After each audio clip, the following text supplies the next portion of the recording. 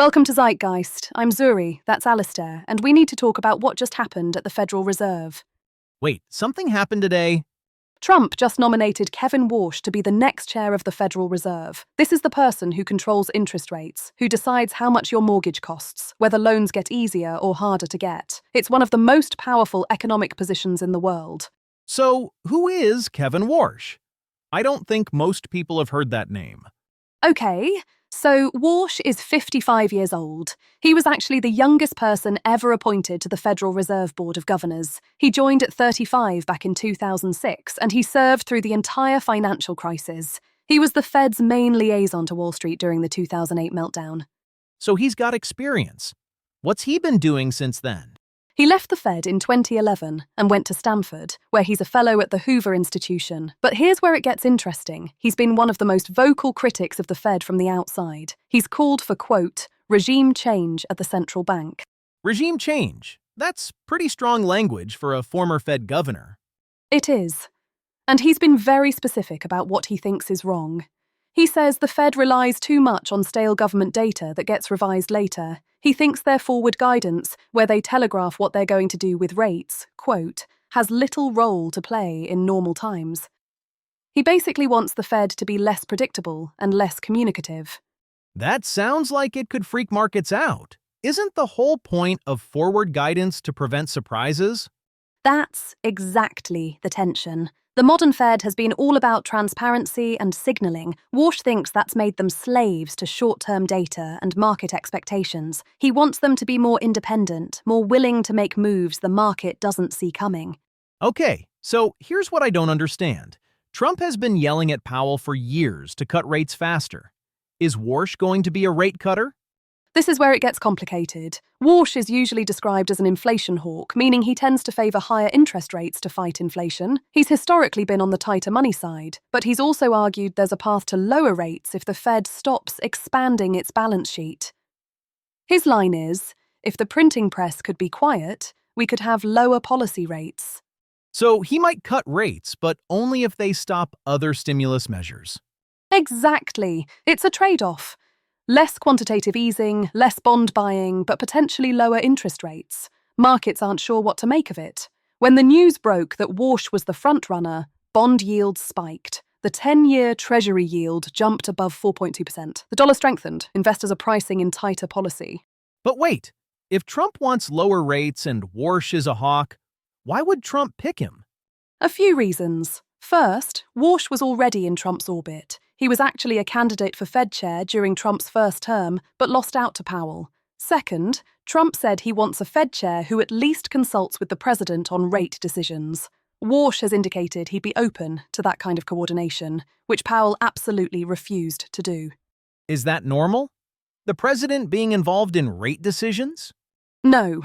And that's a huge concern. Fed independence is supposed to be sacred. The whole idea is that monetary policy works better when it's insulated from political pressure. If a president could call the Fed chair and say cut rates before the election, that's a recipe for economic manipulation. So Warsh might be more willing to listen to Trump than Powell was? Possibly. But here's the thing. Once you're Fed chair, you answer to Congress, not the president. The position has a 14-year term for a reason. Warsh may be friendlier to Trump now, but he's also a Stanford economist with a reputation to protect. It's not clear he'd just do whatever Trump wants once he's in the seat. You mentioned he was at the Hoover Institution. What about his personal background? This is interesting. Warsh is married to Jane Lauder, as in the Estée Lauder cosmetics empire. She's a billionaire heiress, runs data and strategy at the company. Her father is Ronald Lauder, who was ambassador to Austria under Reagan and is worth something like $4 billion. So Trump's nominating someone whose father-in-law is a billionaire friend?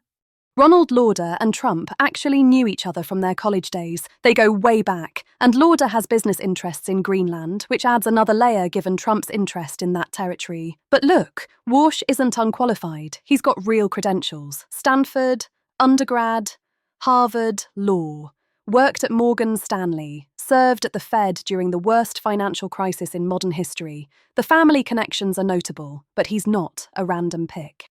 What happened to Kevin Hassett? I thought he was the frontrunner. So did everyone else. Hassett is currently the director of the National Economic Council, basically Trump's top economic advisor in the White House. But at an event earlier this month, Trump said publicly, "I actually want to keep you where you are." That effectively took Hassett out of the running and cleared the path for Warsh. Why would Trump want to keep Hassett at the White House instead of making him Fed chair?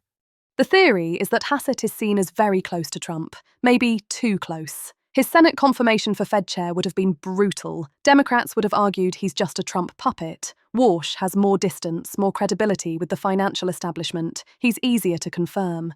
When does this actually happen? When does Powell leave?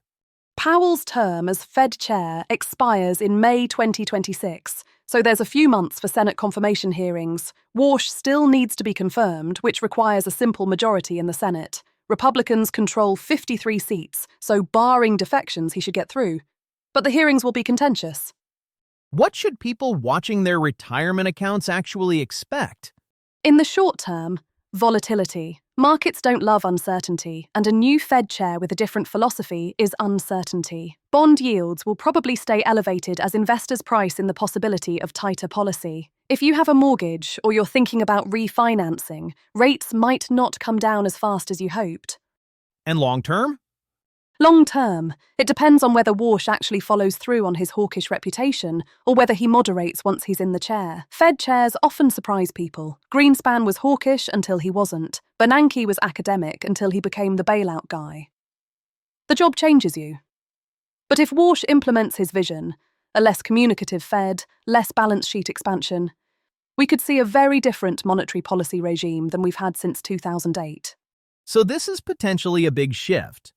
Potentially generational. The Fed chair serves a 4-year term, but Warsh is 55. He could be renominated. He could shape monetary policy for a decade. The person who controls interest rates during your prime earning years, during your kids' education years, during your retirement planning years. That's a lot of power in one appointment. Heavy stuff. This is going to be one to watch. It really is. We'll keep you updated as the confirmation process moves forward. Hit subscribe if you want to stay on top of this. We'll see you next time. Thanks for watching. This is Zeitgeist.